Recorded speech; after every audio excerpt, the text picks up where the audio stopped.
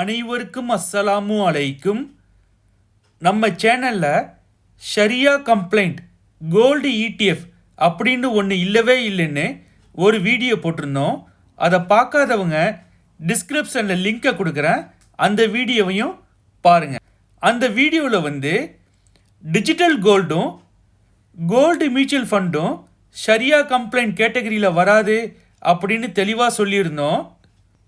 அதை பார்த்துட்டு ஒரு வியூவர்ஸ் ஆரா ஆப்பு மூலமாக டிஜிட்டல் கோல்டில் இன்வெஸ்ட்மெண்ட் பண்ணிக்கிட்டு வரேன். நம்ம செய்யக்கூடிய இன்வெஸ்ட்மெண்ட் அமௌண்ட்டுக்கு ஆரா கோல்டில் பிசிக்கல் கோல்டை வாங்கி லாக்கரில் ஸ்டோர் பண்ணி வச்சுக்கிறாங்க. 1 கிராமுக்கு மேலே உள்ள கோல்டை நம்ம ரிடீம் பண்ணும்போது பிசிக்கல் கோல்டாக நம்ம வீட்டுக்கு டெலிவரி கொடுக்குறாங்க. அப்படி இருக்கும்போது டிஜிட்டல் கோல்டை ஷரியா கம்ப்ளைண்ட் கிடையாதுன்னு நீங்கள் எப்படி சொல்கிறீங்க அப்படின்னு கேட்டிருந்தாங்க.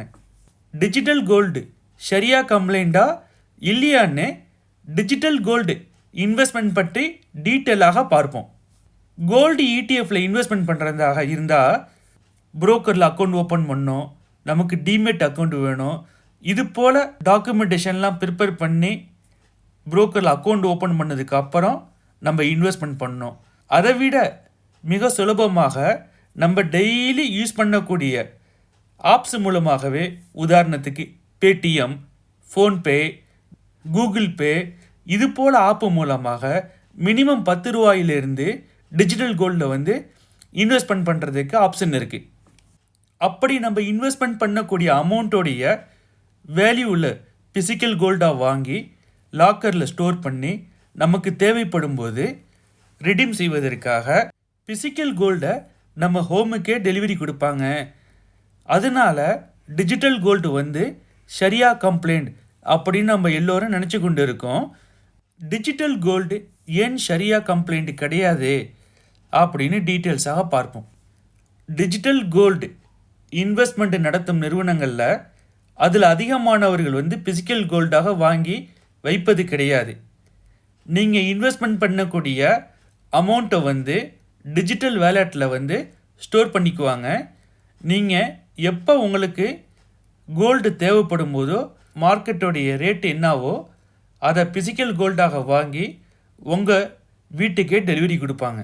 இன்னும் சில நிறுவனங்கள் நீங்கள் இன்வெஸ்ட்மெண்ட் பண்ணக்கூடிய அமௌண்ட்டுக்கு பிசிக்கல் கோல்டை வாங்கி லாக்கரில் ஸ்டோர் செய்து கொண்டு வரோம் அப்படின்னு சொல்கிறாங்க. அதை மானிட்டர் பண்ணுவதற்கும் ரெகுலேட் பண்ணுவதற்கும் ஆர்பிஐயும் செபியும் கிடையாது, மற்றும் எந்த ஒரு ஆடிட் கம்பெனியும் அவங்களுடைய இன்வெஸ்ட்மெண்ட்டை ஆடிட் பண்ணுறதும் கிடையாது. அந்த நிறுவனங்களுடைய டோட்டல் இன்வெஸ்ட்மெண்ட் அமௌண்ட் எவ்வளவு, அதுக்கு எவ்வளோ பிசிக்கல் கோல்டு வாங்கியிருக்கிறாங்க, பாக்கி உள்ள பணத்தை ரிடீம் செய்வதற்காக எங்கே பார்க் பண்ணியிருக்கிறாங்க, அதில் எவ்வளோ பர்சன்டேஜ் இன்ட்ரெஸ்ட் வருது, இது போன்ற டீட்டெயில்ஸ் யாருக்குமே தெரியாது.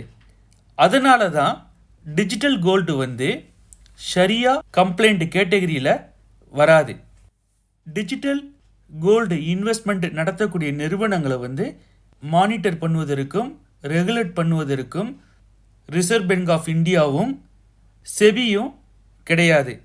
அதனால் அந்த கம்பெனியுடைய ஃபுல் டீட்டெயில்ஸ் இன்வெஸ்ட்மெண்ட் ஸ்ட்ராட்டஜி தெரியாததுனால நம்மளால் ஆடிட் செய்ய முடியாத காரணத்தினாலையும் டிஜிட்டல் கோல்டு ஷரியா கம்ப்ளைண்ட் கேட்டகரியில் வராது.